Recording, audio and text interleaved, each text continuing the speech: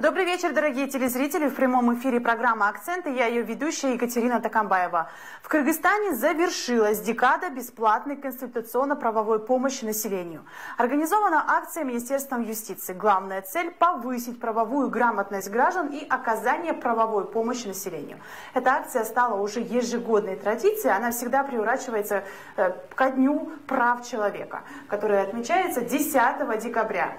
О итогах декады бесплатной юридической помощи мы поговорим с директором Центра по координации гарантированной государственной юридической помощи Калбековым Акжолом Сабыровичем.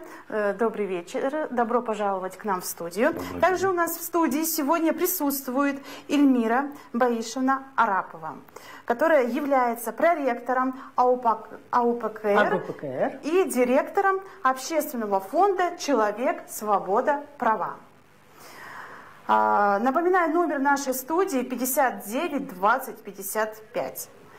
Ну, Акжол Сабырович, давайте начнем, наверное, с вас. Вы расскажете, как появилась эта идея декад, ежегодная традиция, в какой раз уже проводится и сколько людей к вам обратились, получили помощь, консультацию. Спасибо большое. Ну, безусловно, мы должны понимать, права человека и обеспечение наших граждан непосредственно юридической помощью является одним из таких основополагающих и, безусловно, основных таких функций Министерства юстиции. И, как вы знаете, в рамках системы гарантированной государственной юридической помощи, начиная с 2016 года, мы проводим подобную декаду. Безусловно, мы не ограничиваемся только проведением этой декады. В течение года мы также проводим различные акции, которые предусматривают вот именно обеспечение наших граждан соответствующей юридической помощью. Мы должны понимать, что эта декада не предполагает, что мы именно ограничиваясь этими мероприятиями, в другое остальное время не предоставляем подобную помощь. Надо, если говорить простым языком, скорее мы всего проведением подобных мероприятий основной целью мы предусматриваем то, что мы не люди к нам идут за юридической помощью, а наоборот мы идем к людям, чтобы им помочь в решении их правовых вопросов.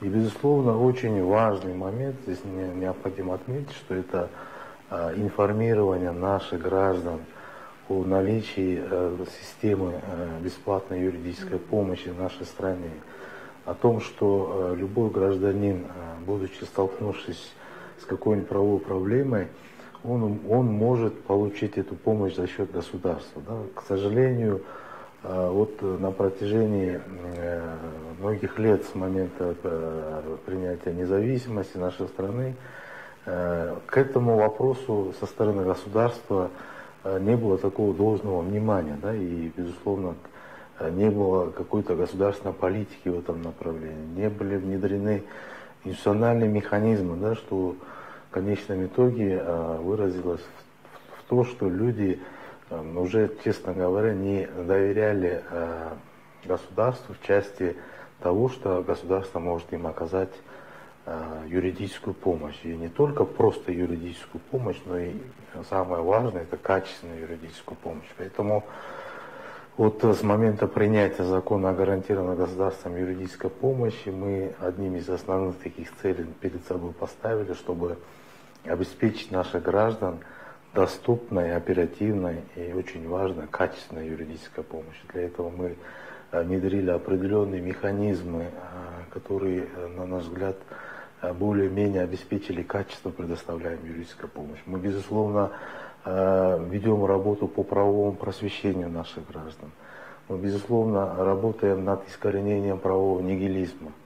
Ну, одним словом, мы обеспечиваем правовую защищенность наших граждан вот именно в вопросах касательно прав. И подобная декада, вы правильно заметили, это традиционно проводимое Министерством юстиции мероприятие. И очень важно отметить, что в данном начале проведения подобных декад Мы эту декаду проводили своими силами.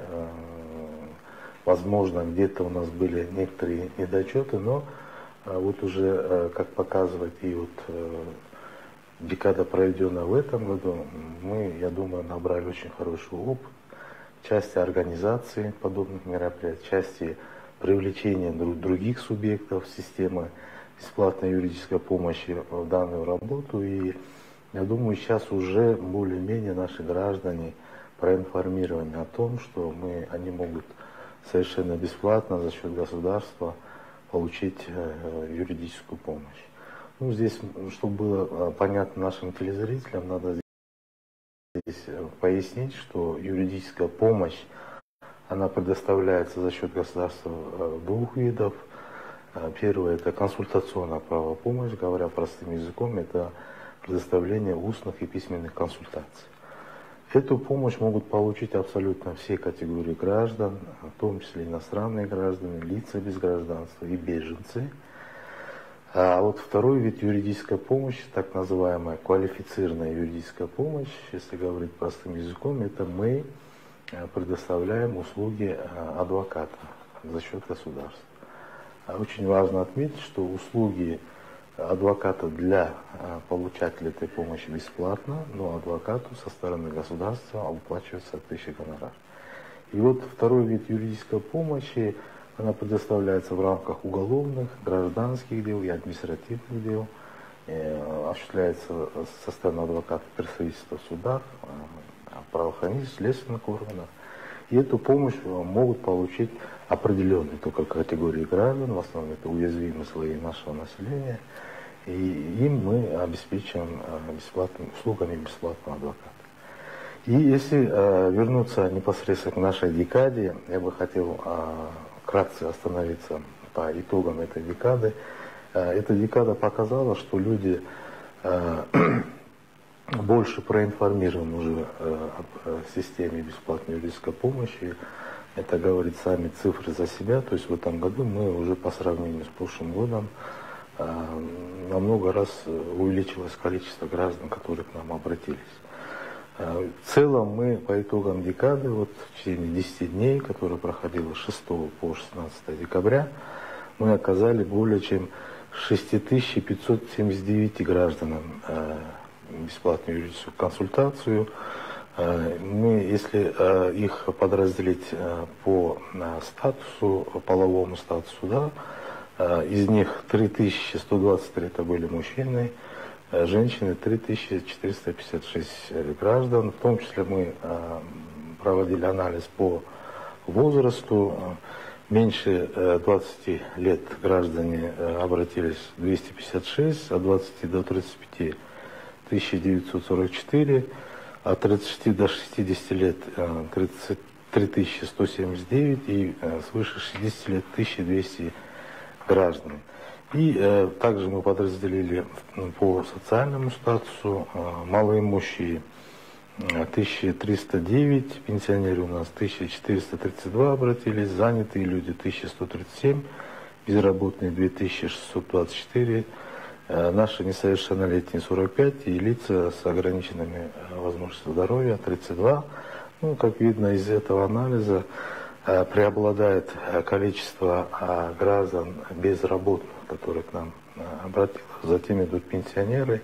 Но в основном вопросы касались, связаны были с получением и оформлением наследства, также с земельными вопросами, вопросами семейного характера, ну и другие вопросы касательно трудового права, вопросы социального права, это там пособия, пенсии и так далее. То есть преобладающее большинство все-таки было вопрос касательно наследства и земельного права.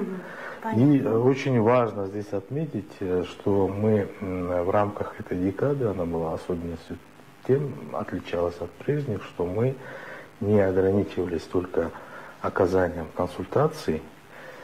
И если человек нуждался в помощи непосредственно адвоката, в представительстве его интересов, там, в суде и так далее, мы сразу же ему предоставляли адвокат, и адвокат начинал работать уже непосредственно в рамках своей профессиональной деятельности.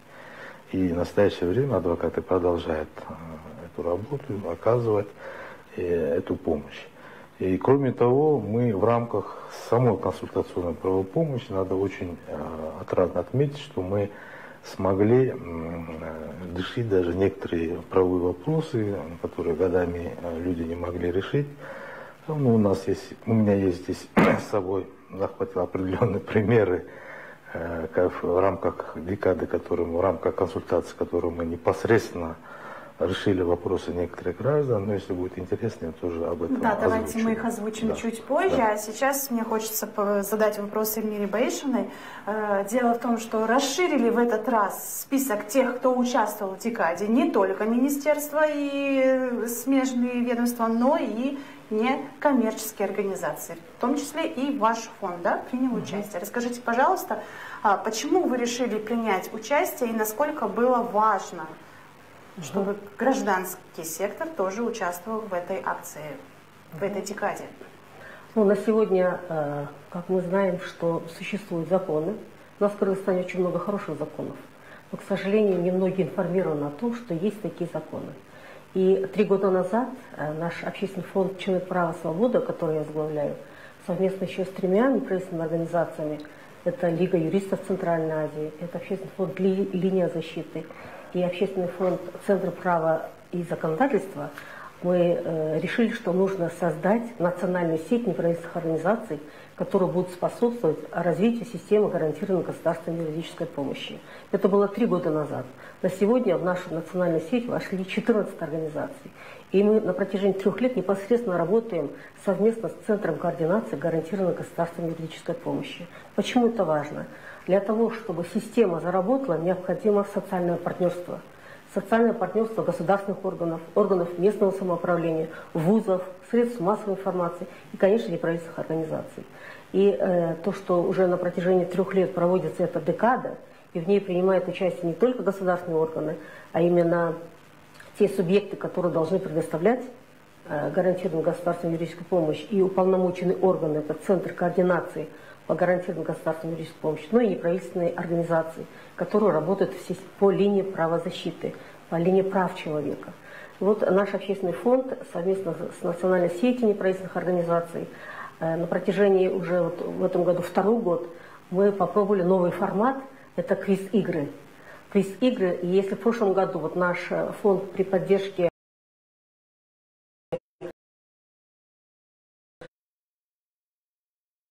правовой программы фонда «Сурус Кыргызстан», при поддержке Центра координации гарантированной государственной юридической помощи, при поддержке вузов Кыргызстана.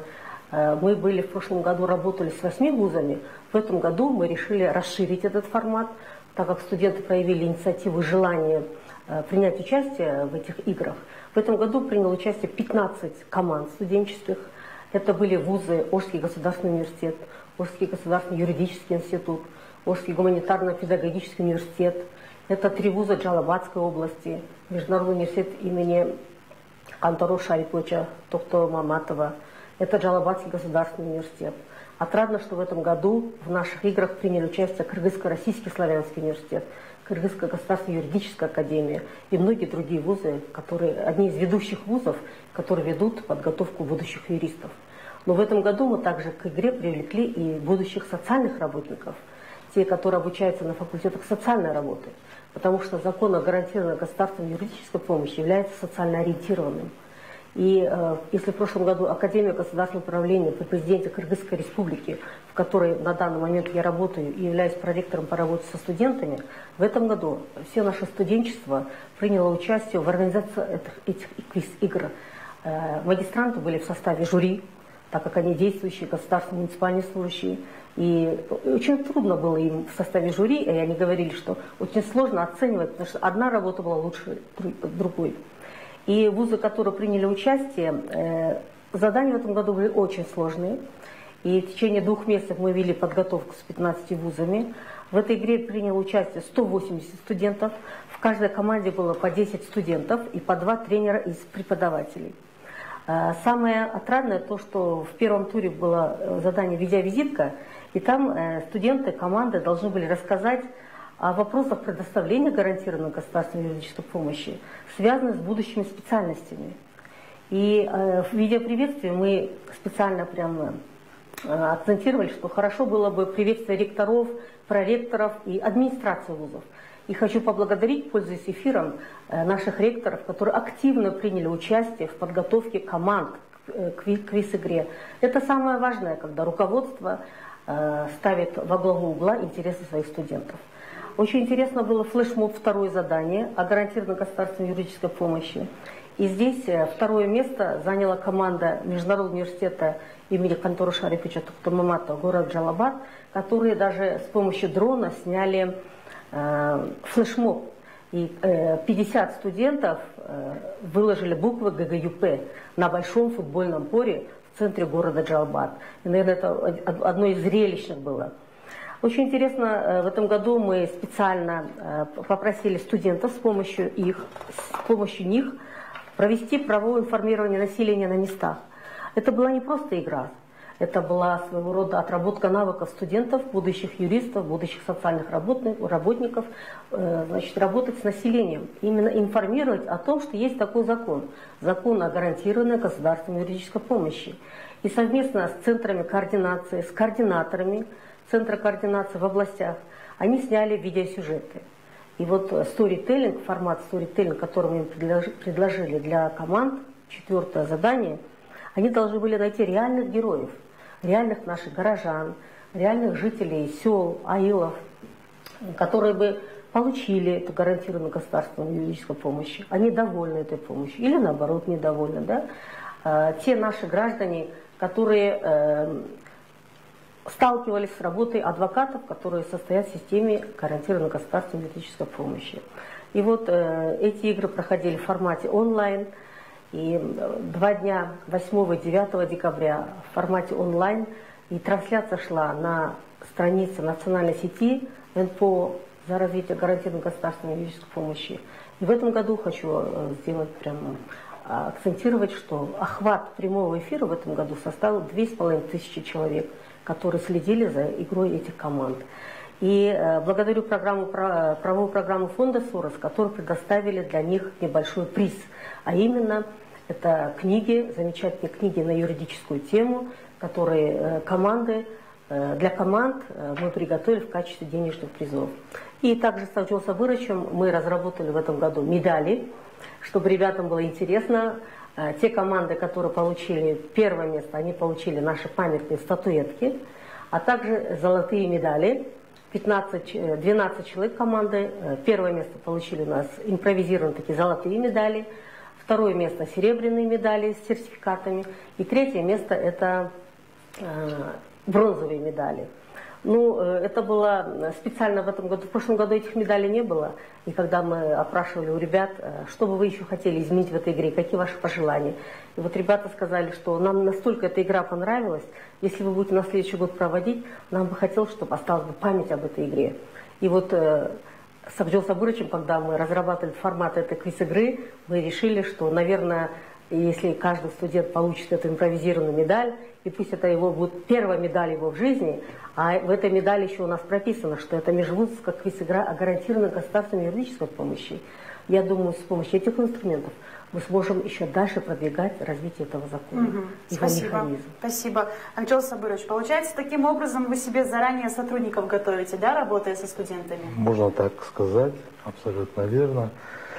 Безусловно, я, пользуясь случаем, хочу выразить непосредственно большую благодарность Эльмире Баишевне. Она, будучи являясь проректором Академии управления при президенте Кыргызской Республики, активно с нами сотрудничает вот на протяжении, как она сказала, 3 лет.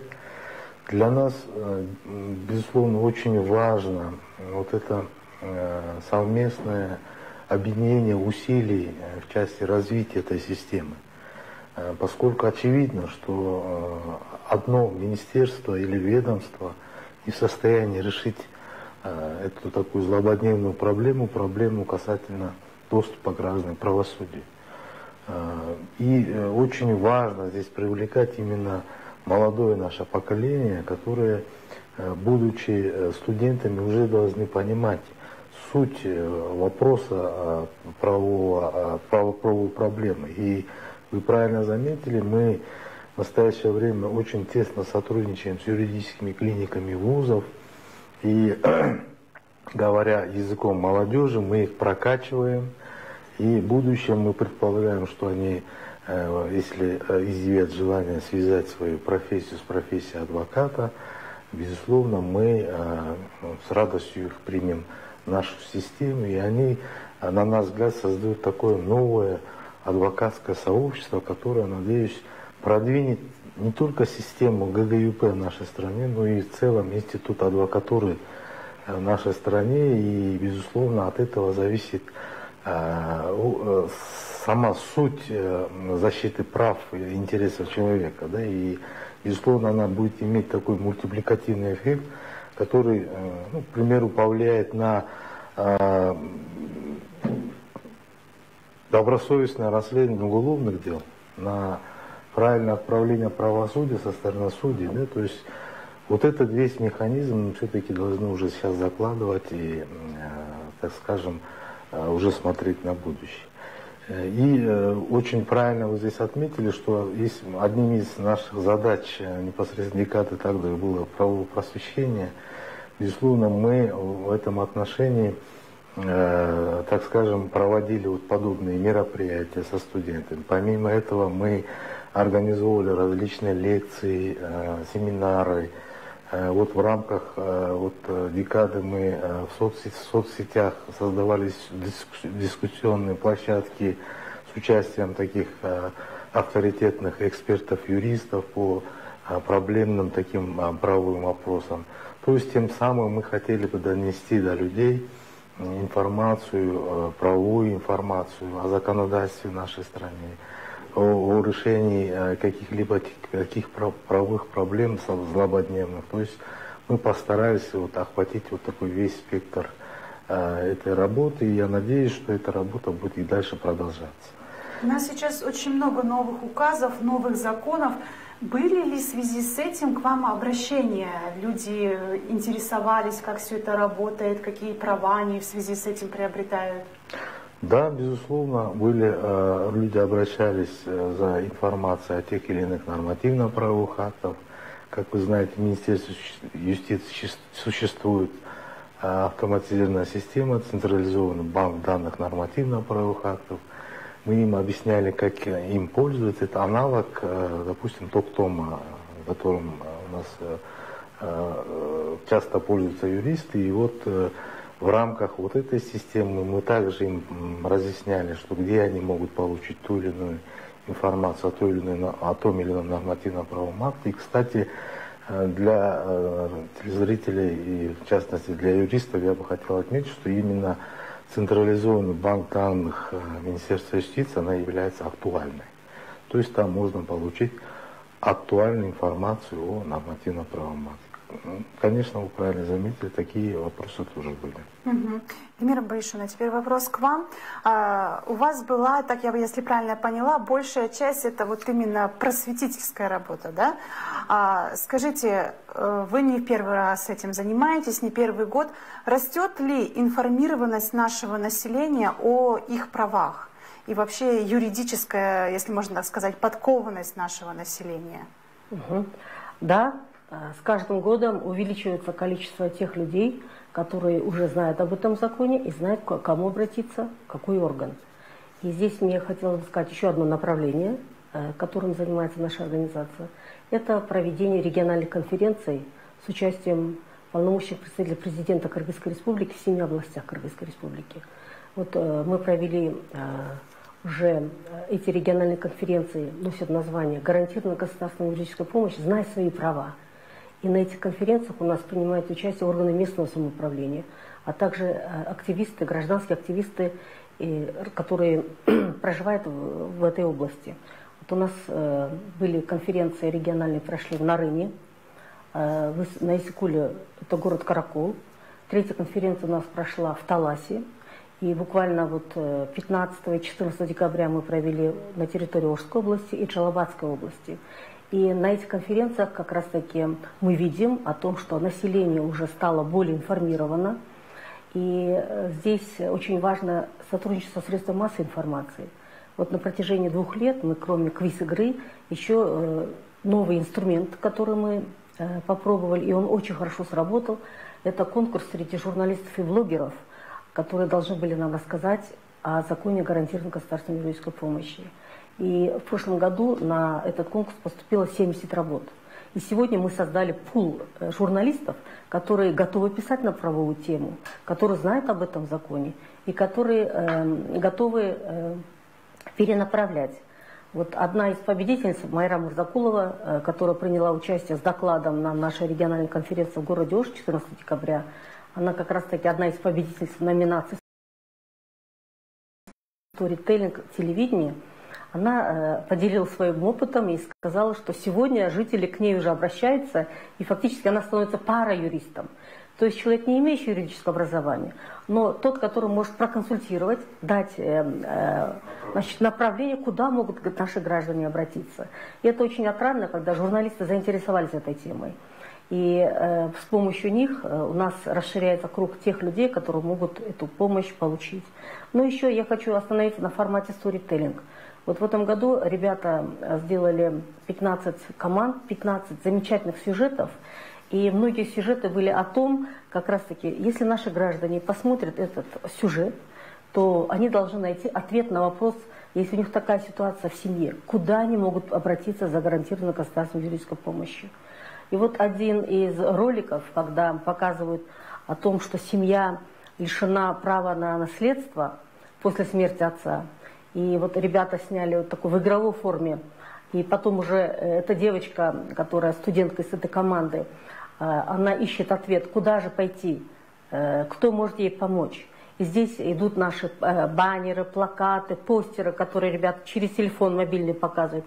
Это могут обратиться в ЦК ГГУП, они могут обратиться в нашу национальную сеть, и адрес, куда обратиться. И следующий уже показывается кадр, вот очень то, что мне запомнилось, понравилось, что координатор, который на территории Джалабадской области, он подробно разъясняет права этой девочки, куда она может обратиться и какую помощь она может от государства получить. Это очень важно, потому что, еще раз хочу сказать, что в этом году мы усложнили задание. Это не просто игра. Это была их фактически практическая работа, практическое задание информировать население с помощью средств массовой информации. И хочу поблагодарить также журналистов, большое вам спасибо, за то, что они откликнулись и помогли ребятам создать великолепные сюжеты. Все, кто желает, на Ютубе могут эти сюжеты посмотреть. А также вот через ЦК ГГУП мы думаем эти сюжеты разместить на сайтах, на нашем сайте, на сайте ЦК ГГУП. Наши граждане могут еще больше узнать, куда могут обратиться. И еще один очень интересный момент, который мне запомнился, что сами ребята сказали: мы не можем остановиться. Настолько нам понравилось информировать людей, настолько нам понравилось встречаться с государственными органами, с судебными органами, с правоохранительными органами и поднимать вопросы о продвижении этого закона, что на данный момент, вот буквально на прошлой неделе я вернулась из города Джалабад, и ребята сказали: игра игрою, но мы хотим дальше. Дайте нам еще задание. Что еще нужно? Что еще необходимо для того, чтобы население наше получало доступ к правосудию? И на данный момент, вот мы сейчас думаем, у нас планируется в январе проведение региональной конференции в Баткенской области и в Чуйской области. И мы думаем, что вот эту большую армию студенчества мы должны дальше с ними продолжать работу. Это очень большая армия, которая готова, которая откликнулась и которая неравнодушна. И если с помощью будущих наших социальных работников, студентов, будущих наших юристов мы сможем продвинуть этот закон, сможем сделать так, чтобы этот закон еще эффективнее работал, то это, наверное, самое важное на сегодня. И, конечно, хотелось бы еще раз поблагодарить правовую программу фонда Сорос. Конечно, наша цель – это строительство правового государства. Мы хотим жить в правовой стране, а для этого мы все прикладываем усилия. И то, что мы работаем совместно с государственными органами, с органами местного самоуправления, с неправительственными организациями, это самый первый шаг, основной шаг к достижению. Спасибо. Айчол Сабырович, теперь, наверное, подошло самое время рассказать конкретные примеры, позитивные, что во время этой декады, кому была оказана помощь Вы сказали, что есть такие случаи. У меня очень большой перечень этих вопросов, но я хотел бы отметить следующее, что мы вообще переформатировали свою работу в части обеспечения оперативной реагирования на такие резонансные дела. Поэтому, как вы знаете, много в соцсетях есть такие моменты, когда люди нуждаются в юридической помощи, и поэтому мы, не дожидаясь, что сам человек к нам обратится, мы сами уже предпринимаем меры, связываемся с этим человеком. Если человек соглашается на помощь со стороны нашего центра, со стороны государства, мы, безусловно, берем этот вопрос на контроль и обеспечиваем этого человека соответствующей юридической помощью. Да, и к тому примеру, вы, наверное, слышали недавно, вот в соцсетях такое было, нет, относительно вот в Москве блогер Дэвид или Дава, вот он с нашей девочкой там, он изъявил желание помочь. Мы, безусловно, этот вопрос взяли под свой контроль. Но здесь очень важно отметить, что мать девушки, да, действительно, она была осуждена, но несмотря на именно не из-за того, что вот именно блогер на этот вопрос поднял и отреагировал, а вот именно то, что мы в рамках вот именно вот таких вот резонансных таких вещей, мы все-таки хотим донести людей, что они могут к нам обратиться. То есть, оказав помощь этой женщине, мы тем самым хотим дать понять другим, что они тоже также могут получить эту помощь. Да? И вот мы, безусловно, оперативно среагировали, выехали непосредственно на место, где эта женщина находится. Она согласилась на помощь со стороны нашего адвоката, и в настоящее время адвокат оказывает эту помощь. И очень важно, что здесь очень отметить, что параллельно с тем, что мы обеспечили эту женщину адвокатом юридической помощи, одновременно мы также получили несколько заявлений от других осужденных, которые тоже нуждались в этой помощи. То есть тем самым мы хотим сказать, что благодаря вот таким реакциям на вот такие резонансные вещи мы тем самым охватываем большее количество людей, которые могли бы получить помощь за счет нашего центра, за счет государства. Поэтому, к сожалению, вот почему мы поднимаем вопрос информированности. К сожалению, наши граждане не знают о наличии подобной системы. И наша задача вот с помощью наших студентов, вот правильно Эльмира Борисовна отметила, непосредственно в тесном взаимодействии с органами местного самоуправления. Очень важную роль здесь играет наши средства массовой информации. Вам тоже отдельное спасибо. То есть мы должны донести до людей, что они могут получить эту помощь. Но здесь очень важно, надо момент отметить, что со времен Союза такое мнение сложилось, что бесплатный адвокат, так называемый государственный, хотя не бывает понятия государственный адвокат, это всегда ненадежно, это всегда некачественно, поэтому мы хотим искоренить вот такое понимание, вот такой стереотип. Как рушить этот стереотип? Да, вот сейчас поэтому расскажите. мы вот внедрили определенные механизмы, которые, во-первых, мотивируют самого юриста, адвоката, который оказывает эту помощь. Мотивация в чем заключается? Безусловно, любая работа должна оплачиваться достойно. Естественно, этот вопрос стал одним из таких первых, и мы вот за период 3 лет нашего существования, нашего центра, мы добились того, что тарифы на оплату труда адвоката увеличены были в 3 раза. Для сравнения, если в 2016 году в бюджете выделялось порядка 15 миллионов сомов по республике на эту услугу, то уже с 2019 года это увеличилось до 74 миллионов сомов. Это очень значительное такое увеличение. И внедрение вот этого механизма, плюс параллельно мы решали вопросы обеспечения качество этой юридической помощи. Каким образом? Мы внедрили так называемые стандарты качества. То есть это минимальные требования к адвокату, при выполнении которых только адвокат может рассчитывать на гонорар. То есть адвокат, уже те адвокаты, к сожалению, так называемые карманные, у нас в народе говорят, недобросовестно относящиеся к своим обязанностям адвокаты, они сами по себе выпали из этой системы. Почему? Потому что они привыкли работать как раньше. Но, к сожалению, уже правила другие, механизмы другие. Естественно, этому адвокату не хочется так работать, и они сами по себе оттуда выпали. И вот когда вначале мы вот эти механизмы внедрили, был резкий спад количества адвокатов в нашей системе.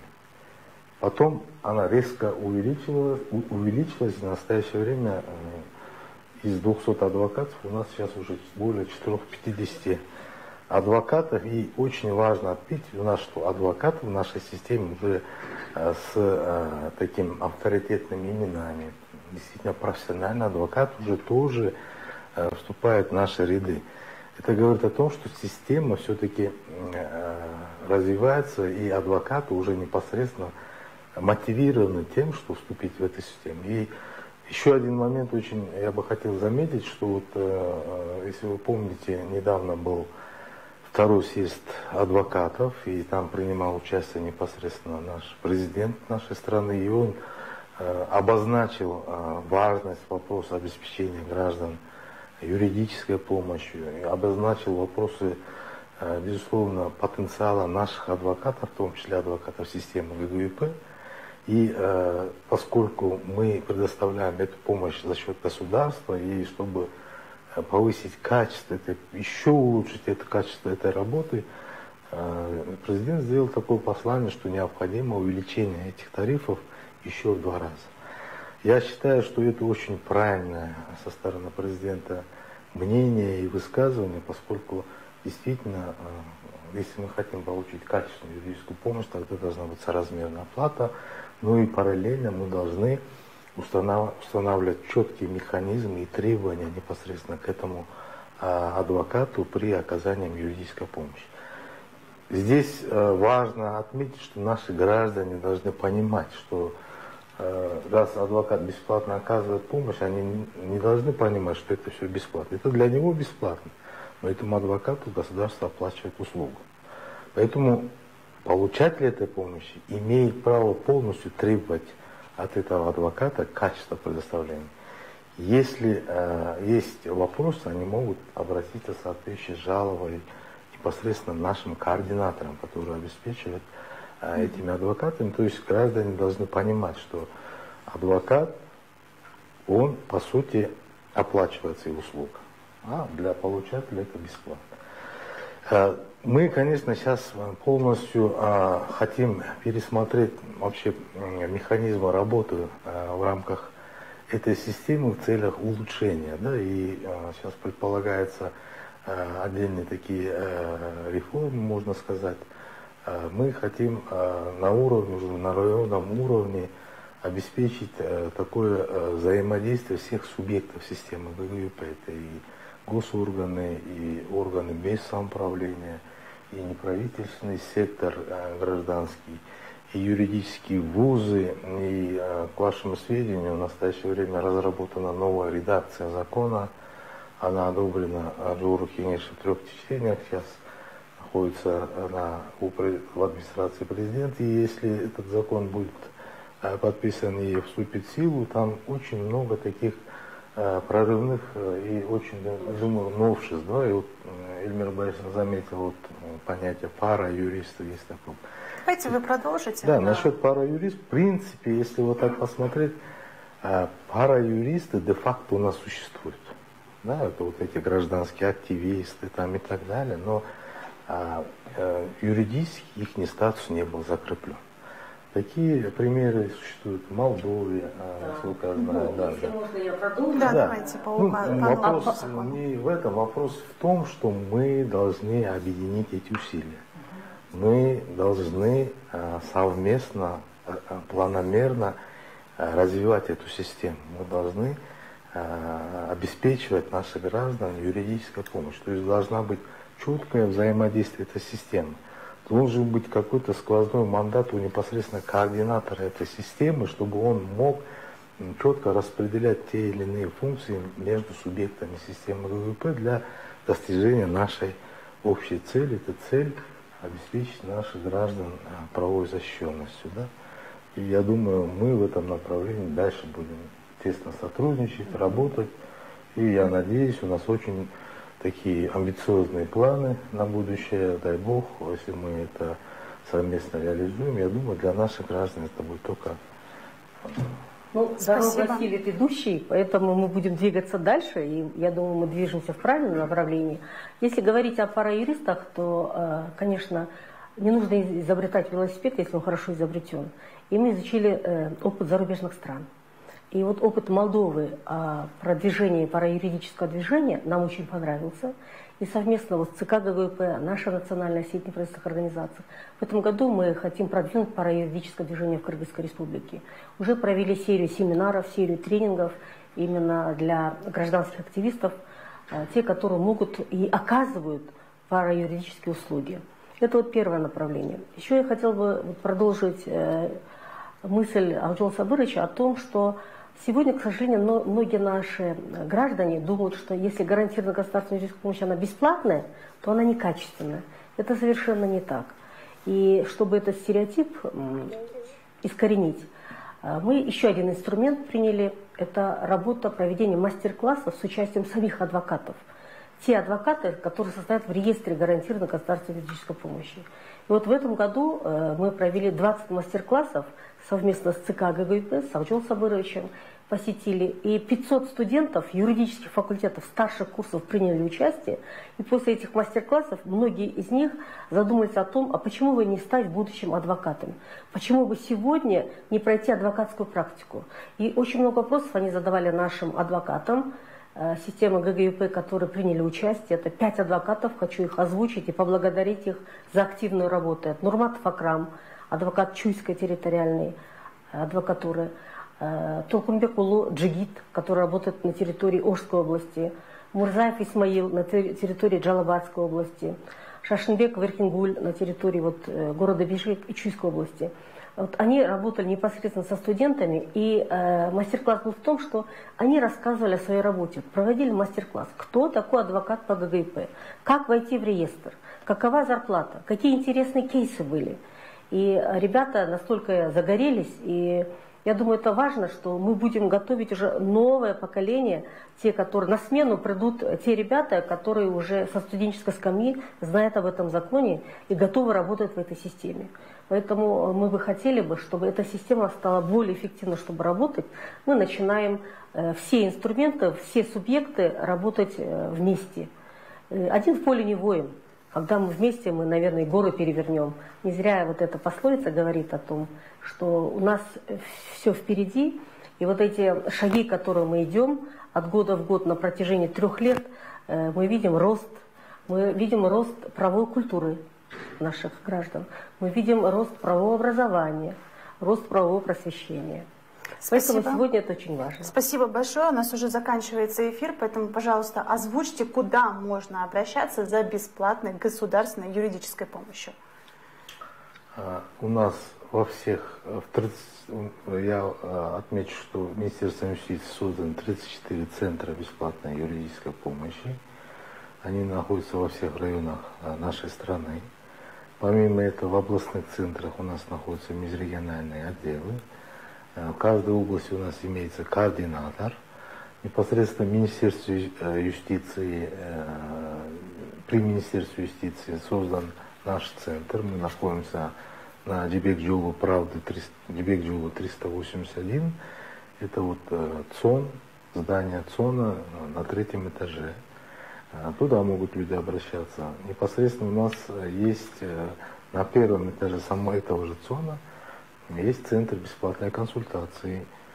Туда могут люди обращаться, но не полностью телефоны, точные адреса, в принципе, на наших состраничках, на нашем сайте наши граждане могут получить. Спасибо большое за то, что уделили нам время, пришли. Это была программа «Акцент» на телеканале «Пирамида». С вами на все времена.